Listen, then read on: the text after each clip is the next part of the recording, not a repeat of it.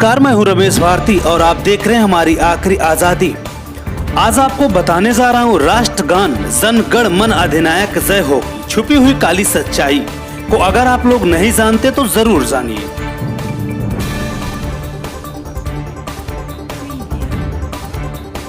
और उससे भी ज्यादा अपमान मुझे लगा जब ब्रिटेन की रानी के सम्मान में वही गीत गाया गया जो जॉर्ज पंचम के सम्मान में 1911 में गाया गया था कलकत्ता में। कौन सा गीत था वो? हिंदुस्तान में ब्रिटेन के लोगों के समर्थक बहुत बड़ी संख्या में रहे और ना सिर्फ ब्रिटेन के समर्थक रहे बल्कि अंग्रेजों के तलवे चाटने वाले घराने इस देश में रहे। अंग्रेजों की जी हजूरी करने वाले घराने इस देश में रहे और जिन खानदानों ने अंग्रेजों के जितने ज्यादा तलवे चाटे उन्हीं खानदानों का नाम इस देश में गर्व से लेते हैं लोग। जो अंग्रेजों के सबसे ज्यादा पिट्ठू बनकर रहे, जो अंग्रेजों के चरणों में साष्टांग बिछ जाते थे, ऐसे ही लोगों को इस देश के इतिहास में पढ़ाया जाता। और ऐसा ही एक खानदान था जो अंग्रेजों की गुलामी में आकंठ डूबा हुआ था। उस खानदान का नाम था टैगोर खानदान। और उस टैगोर खानदान का एक व्यक्ति था जिसका नाम था रविंद्रनाथ टैगोर। उस रविंद्रनाथ टैगोर ने जॉर्ज पंचम के स्वागत के लिए एक गीत लिख दिया था। और ना सिर्फ उस आदमी ने वो गीत लिखा बल्कि कलकत्ता में जब जॉर्ज पंचम पहुंचा और उस भरी सभा में जहां लाखों लोग उपस्थित थे, हिंदुस्तान की गुलामी का गीत गाया गया और ब्रिटेन के राजा का सम्मान किया गया। और यह काम रविंद्रनाथ टैगोर ने अपने मुंह से किया। और वो गीत कौन सा था जो रविंद्रनाथ टैगोर ने इंग्लैंड के राजा की स्तुति का गान करते हुए लिखा था? वो गीत वही है जिसको आप कहते हैं जनगण मन अधिनायक जय हे भारत भाग्य विधाता। बहुत शर्म आती है मेरे जैसे आदमी को जब वो गीत गाने के लिए कोई मुझे कहता है कि ये गाओ। क्यों गाएं उस गीत को? रविन्द्रनाथ टैगोर तो चापलूसी करते थे अंग्रेजों की। रविन्द्रनाथ टैगोर तो चाटुकार थे अंग्रेजों के। और रविन्द्रनाथ टैगोर तो साइकोफेंट थे अंग्रेजों के। इसलिए उन्होंने अंग्रेजों के राजा के सम्मान में वो गीत लिखा था। मैं तो नहीं हूं, मुझे तो अंग्रेजों की चापलूसी से कोई मतलब नहीं है। मैं तो अंग्रेजों का उससे ज्यादा विरोधी हूं जितना कोई हो सकता। लेकिन मेरे आजाद देश में उस गीत को बार बार गवाया जाए, यह मेरा राष्ट्रीय अपमान का आपने कभी ध्यान दिया है उस गीत के शब्द क्या है और उन शब्दों का मतलब क्या है? जनगण मन अधिनायक जय हे, हिंदुस्तान की जनता के मनों के अधिनायक तुम्हारी जय हो, ये मतलब है। जनगण मन अधिनायक जय है माने जॉर्ज पंचम तुम हिंदुस्तान की जनता के मनों के, जनता के गणों के अधिनायक हो, सुपर बॉस हो, इसलिए तुम्हारी जय हो। ये रविन्द्रनाथ टैगोर गा रहे हैं।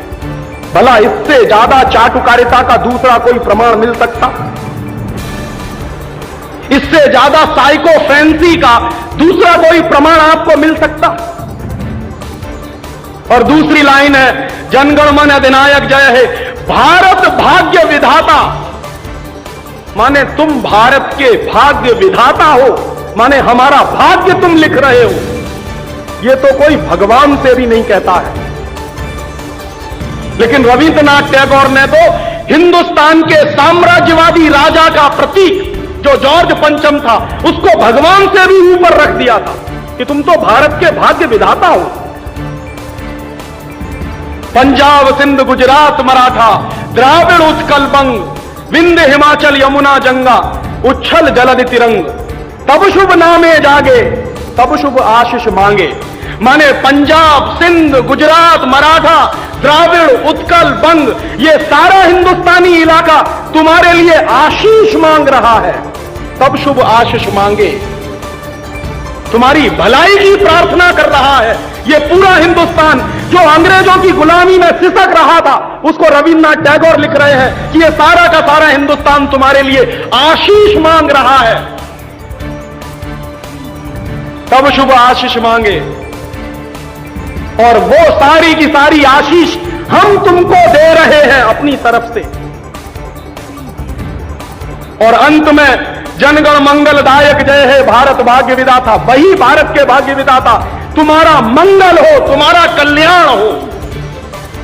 माने जो हमको गुलाम बनाने के लिए आए हैं, उनकी चाटुकारिता में कोई आदमी कितना बिच सकता है, इसका यह निकृष्ट नमूना है। और अंत में वो कह रहे हैं कि जय है जय है जय है, माने तुम्हारी ही जय है, तुम्हारी ही जय है, तुम्हारी ही जय है।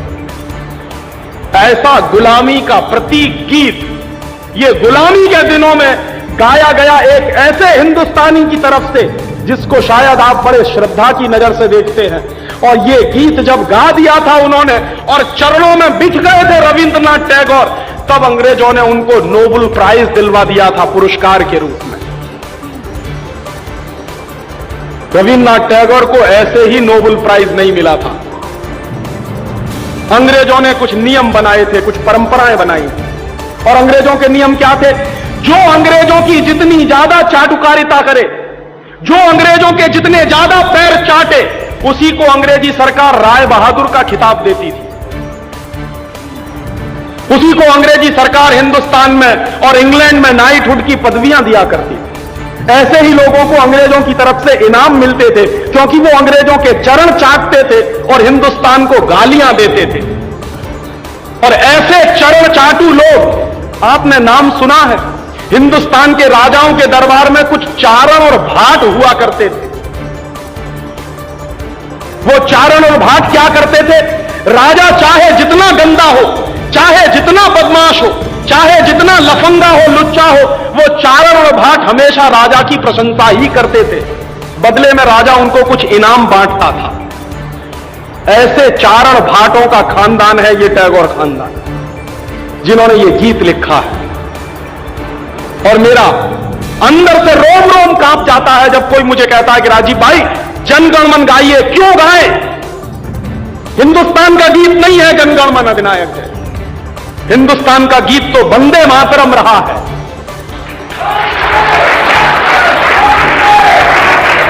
और यह वंदे मातरम जैसा गीत जो हिंदुस्तान की आजादी की लड़ाई का प्रतीक था, जो हिंदुस्तान के लोगों में खून में जोश भरने का काम करता था, उस वंदे मातरम जैसे गीत को हिंदुस्तान में राष्ट्रीय गीत का दर्जा दिलवाने में 50 साल लग गया हमको, अब जाके हुआ है।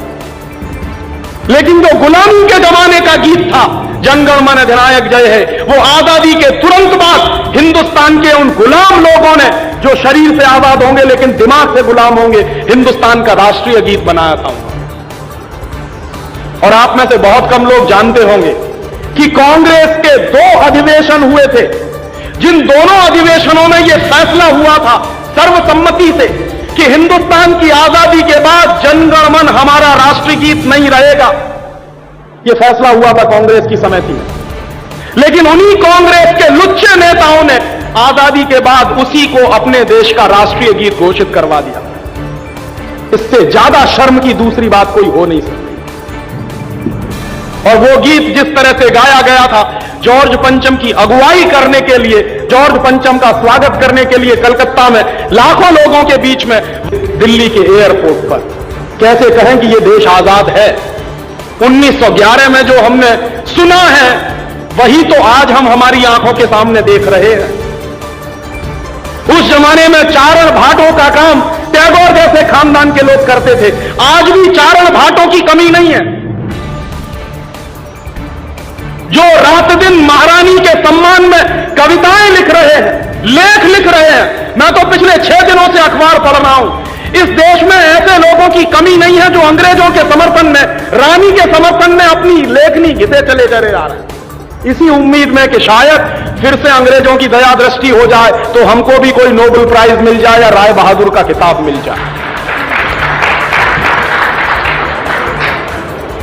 यह देश के राष्ट्रीय अपमान का विषय है और इसलिए पिछले 1 हफ्ते से मैं बहुत दुखी हूं।